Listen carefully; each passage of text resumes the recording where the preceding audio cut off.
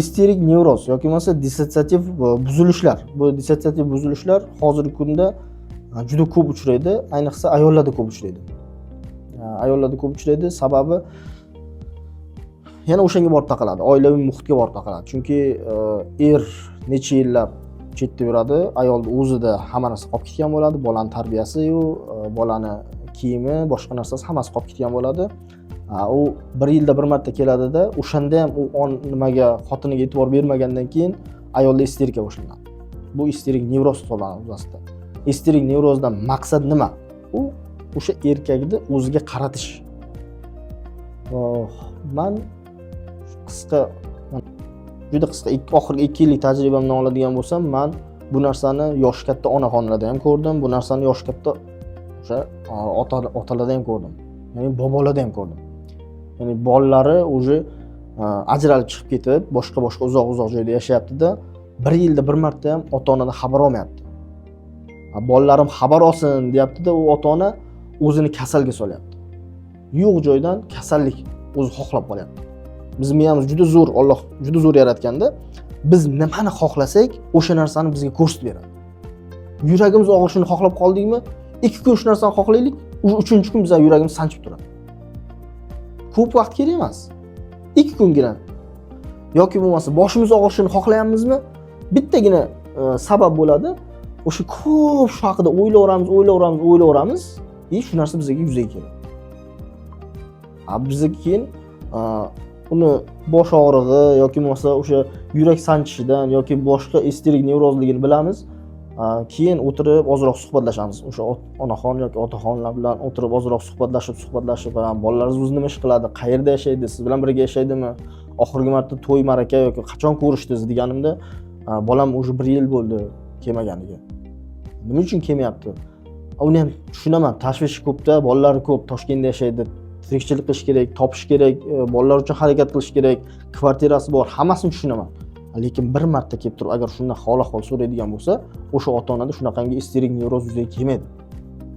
Yoki bo'lmasa ayollar o'sha boya aytgandek, 1 yilda bir marta kelyaptimi, qo'pol bo'lsa ham o'sha mehrga to'ydirib ketsa, o'sha mehrga to'ydirsa kelgandan faqat ana ikir-chikirlarga mashina olishim kerak, uy qilishim kerak, yana nimadir qilishim kerak degan narsaga yopishib qolmasa, o'sha ayolda ham isterik nevroz rivojlanmaydi. Yoki ayrimlarda yosh kelinchaklarda, keyin o'smir yoshdagi qizlarda isterik nevrozda isterik algiya degan tur bor. Ya'ni nima desam bo'ladi? Og'riqlar. Og'riqlar o'zi mexanizm 2 xil bo'ladi-da. Organik, haqiqatan qayerdadir kasallik, organizmda qaysidir joyda kasallik bo'lsagina yuzaga keladigan og'riqlar bor. Sababsiz yuzaga keladigan og'riqlar bor. Sababsiz yuzaga keladigan og'riqlarni ko'p kuzatganmiz. Tekshirganimizda o'sha biz bolg'acha bilan pay reflekslarni urib tekshirib ko'ramiz. O'sha tekshirib ko'rganimizda pay reflekslar joyida bo'ladi. Yaxshi chaqirilayotgan bo'ladi, lekin aynan o'sha joylarda og'riq bo'ladi. Bu isterik algiya hisoblanadi. Isterik og'riqlar hisoblanadi. Buni ham davosi o'sha nimadir xohlayotganligini olib berish yoki nimadir xohlayotganligini shu tushuntirib, birgalikda yechim topish. Bu ikkita inson yoki bo'lmasa bir nechta inson, bitta oila o'rtasida bo'layotgan muammolar hisoblanadi. Xo'p, obsessiv kompulsiv buzilishlarga uchinchisiga keladigan bo'lsak, yoki bo'lmasa miyadan ketmaydigan fikrlar nevrozi deymiz. Buni o'zi bir nechtaga bo'linadi. Obsessiya, kompulsiya, fobiya, xavotir, vahima bilan kechadigan holatlar hisoblanadi. Bular ham nevrozning bitta turi. Lekin boyagi nevrozda o'sha nevrosteniya, isterik nevrozdan ko'ra sal og'irroq turi. Buni aniq nima bo'layotganligi, aniq nima uchun yuzaga kelayotganligini bilmasak, bunga yechim topishimiz juda qiyin bo'ladi. Lekin aniq sababini, o'sha aniq kechayotganligini ko'rsak, arzimagan bitta yoki ikkita yoki uzoq borsa 3 ta. Bitta antidepressant, bitta tranquilizator, bitta neyroleptik yetib ortadi uni tuzalish uchun. Kerak emas unga qator bir varoq dori yozish yoki bo'lmasa 8 marta qatnab nima qilish yoki bizda klinikamizda eng ko'p qo'llaniladigan yaxshi samara beradigan psixoterapiya usullari. Buni faqat yaxshi psixoterapevtlar qo'llay oladi. Ya'ni psixoterapiya bu insonning ruhiyatidagi kechinmalarini o'zi bilan birgalikda shu muammoni tushunib yetish, anglash va yechim topish hisoblanadi. O'shandagina chiqib ketish osonroq bo'ladi. Xo'p, 3-turga, nevrozni 3-turga qaytadigan bo'lsak, buni o'zini bir nechta turga bo'ldik. Bundan bittasi obsessiya. Obsessiya bu miyadan ketmaydigan yomon fikrlar hisoblanadi. Miyadan ketmaydigan har xil yomon holatlar deymizmi endi buni, yoki o'sha surunkali kechadi bu narsa. Qo'rquv, vahima, o'lib qolishdan qo'rqish, bu ham fikr. Bu ham o'sha obsessiya. Bu qo'rquvlar natijasida yuzaga keladigan harakatlar bu kompulsiya hisoblanadi. Ko'p ko'rgandirsizlar. Ayniqsa o'smir yoshda men ko'p kuzatganman. Nimadir ish qiladida qo'lini, egnini ustini ko'p qoqaveradi. Qayta-qayta qoqadi. 1-2 marta qoqadi. Nima bo'ldi desa, chang bo'lib qoldi. Chang ketib bo'lib, o'sha so'lcha qora kiyim oqargan joyi ketib, chang tozalanadi.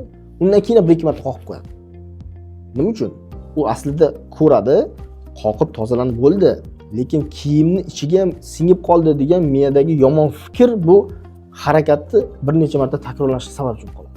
Yoki ayollarda ko'p uchraydigan ko'stoq yuvadi ayollar, kir-chir yuvadi yoki bo'lmasa nimadir ish qilib bo'lgandan keyin shunaqangi nimani obsessiv kompulsiv bilan yuzaga keladigan ayollarda farzandli bo'lgandan keyingi holat juda qiyin bo'lib qoladi. Chunki ko'tini almashtirgandan keyin o'sha ish bajarib qo'yadi yoki bo'lmasa nima bo'ladi, pampers to'lgandan keyin o'sha qo'lini sal biron joyiga axlat tegib qoladigan bo'lsa, o'sha narsani 5-6 marta, agar bu obsessiv kompulsiv buzilish kuchayib ketgan bo'lsa, 20 marta to qonamaguncha ish qilaveradi.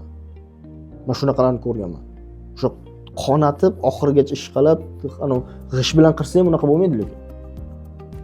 Shu darajagacha nima bu? Juda tozakor deymizmi endi bularni. Bularni davolamaslik, lekin psixiatrga murojaat qilishga, psixik o'zgarishlargacha, juda og'ir ruhiy o'zgarishlargacha sababchi bo'lishi mumkin. O'sha ko'stoq yuvadida toza bo'lmagandek his qiladi. Olib quritaman deydi, yana qayta yuvadi. Olib quritaman deydi, yana qayta yuvadi. Yoki bo'lmasa o'zini oddiy qo'lini yuvadida rakovinani jumragini buraydi-yu. Rakovinani jumragini shunday buraganda yana qo'liga qaraydi, yana raso bo'lib qolgandek bo'ladi, yana tozalaydi. Qo'lini yuvadi, bu safar yaxshilab sovunlab 2-3 marta yuvib tozalagandan keyin keyingi safar jumragini ham qaytadan yuvib chiqadi. Yana qo'yib turib, keyin sochiqni ushlayman desa, miyasiga yana yomon fikr keladida, nimada sochiqda infeksiya bo'lsa deydi. Yana qayta. Yana qayta. Bir kunda yarim soat, 1 soat kamida yoki bo'lmasa 2-3 soatlargacha o'sha nimani harakatni qayta-qayta bajarib qoladi. Bunaqangi erkaklarni men bittasini 2 yil oldin davolagandim. Juda ota-onasini aytib berishicha juda og'ir ahvolga tushib qolgan. Ya'ni bir marta dushga kirsa 2 soatsiz chiqmaydi. O'shanda ham ota-onasi eshik taqillatib, "O bolam chiqqin, ko'p vaqt o'tirib qolding. O bolam chiqqin, ko'p vaqt o'tirib qolding." Oxiri dadasi kirib olib chiqmaguncha chiqdi. O'shandagina dadasi "Yo bo'ldi" deb turib, onasidan toza sochiq olib, ustidan "Bo'ldi, sen toza bo'lding" deb artib, olib chiqib, o'zi mana qo'lim toza deb turib, nimaga o'sha insonning miyasida, chunki yomon fikr bo'lganligi uchun, yomon fikrni to bartaraf etmaguncha u tinchmaydi. Buni yechimi bitta antidepressan, bitta tranquilizator. Lekin ayrim nimalar vrachlar, psixiatrlar ko'plari e'tibor bermaganligi uchun bunda ruhiy o'zgarish og'irga o'tib ketibdi deydi-da, yotqizib qo'yishga harakat qiladi, boshqa narsa qilishga harakat qiladi. Bu keyinchalik og'ir buzilishlarga sababchi bo'ladi. Hozirgi kunda ko'p uchrayotgan xavotirli fobik buzilishlar. Xavotirli fobik buzilishlar bu inson ruhiyati bilan bog'liq holat. O'sha nevrozni o'tib ketgan turi. Bunda hamma narsadan xavfsirab qoladi, hamma narsadan qo'rqadi, hamma narsadan xavotir ola boshlaydi. Arzimagan narsalarga ham ko'chada bitta, misol uchun, yo'l yuzida bo'lsin uyi, bittagina mashina sal balandroq ovoz chiqarib qoldimi, bo'ldi. Kimnidir urib ketdi, kimdir avariya bo'ldi. O'sha joyda bolalarim bo'lmasmikan? O'sha joyda agar bolalar biron joyda o'qib yurgan bo'lsa, bo'ldi. O'sha kuni to bolalar bilan gaplashmaguncha bolasini miyasida o'ldirib, tavba qildim, ko'mib, janozasini o'tkazib, hamma narsasini qilib bo'ladi-da, o'zini lekin taka-puka, yurak taka-puka bo'lib, o'zi ham kasal bo'lib keladi. Ungacha bolalar yetib keladi. Men mana sog'lomman degandan keyin arzimagan dori bilan yana tuzalib chiqadi. yomoni o'sha oilaviy muhit yaxshi bo'lmaganligi uchun bu kasallikdan tuzalmasdan surunkali yillab yashab yuradi. Buni ham tuzatishimiz uchun o'sha aytgandek, oilaviy muhitni yaxshilashimiz kerak, psixoterapiya qilishimiz kerak, fizioterapiya, umumiy massajlar juda yaxshi yordam beradi, igna terapiya yaxshi yordam beradi. Keyin o'sha ikkitagina yoki uchtagina arzimagan tabletkalarni faqat to'g'ri dozalab, o'sha yoshiga moslab, kasallikning holatiga moslab, boshqa organik kasalliklar yo'q yoki borligini ko'rib turib to'g'rilab beradigan bo'lsa, bu narsadan chiqib ketadi. Nevrozni qisqacha shunaqa turlari bor. Uy sharoitida shunaqangi yordam berishimiz mumkin. Bugungi nevroz haqidagi qisqacha ma'lumotlarimiz shulardan iborat edi. Agar savollaringiz bo'lsa, kommentariyada bemalol berishingiz mumkin. Keyingi videolarda bular haqida to'liqroq, aniq, ya'ni nima yuzaga keladi, nima holat bo'ladi, hammasini sizga to'liqroq batafsil berishga harakat qilamiz. Agar kimdadir siz yaqinlaringizda yoki sizda shunaqangi holatlar yuzaga keladigan bo'lsa, marhamat, biz qabulimizga yozilib, bizga konsultatsiyaga kelishingiz mumkin. Sizga yordam beramiz.